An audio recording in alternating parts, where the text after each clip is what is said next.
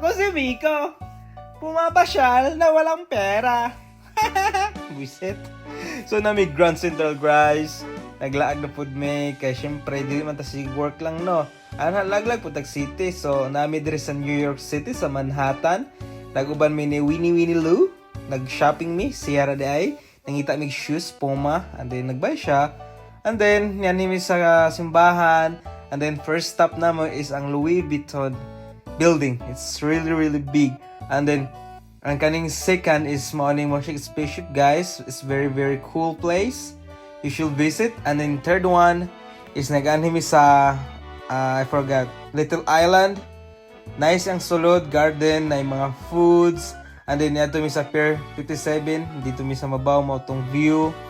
And then, ay mga food ya sa Pier 57. And then, niyan himi diri sa Washington Square. It's a park. Na sila mga butik-butik, mga arts, mga baligya. And then, on the way mi sa Chinatown. So, ako chill lang liha. So, pag ato na mo sa Chinatown, guys, it feels like Philippines. You know, like na yung mga display. And then, nangan himi di sa one of the famous Peking duck. Nakita na naman ni sa TikTok. So, among gitry. Goods man po siya, lami siya.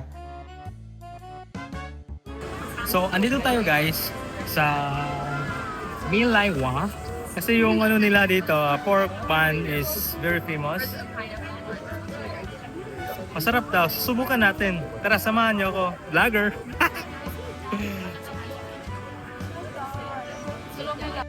So, mo to siya guys, ang pork bun is, i-rate na ako siya og 8.5. It's good siya, at least na-try na to ang mga viral sa TikTok, sa food trip sa Chinatown, sa New York City. So, nagbaktas mi kadili on the way sa Little Italy. Samahan niyo ako dito sa ABS-CBN New York show. Come and visit to Little Italy.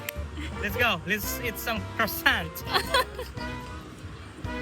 Ikaw ato dito. Oh.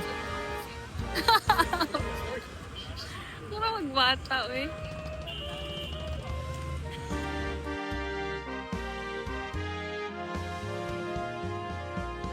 So, after galing sa Italy, we went to night cruise. Ano night cruise?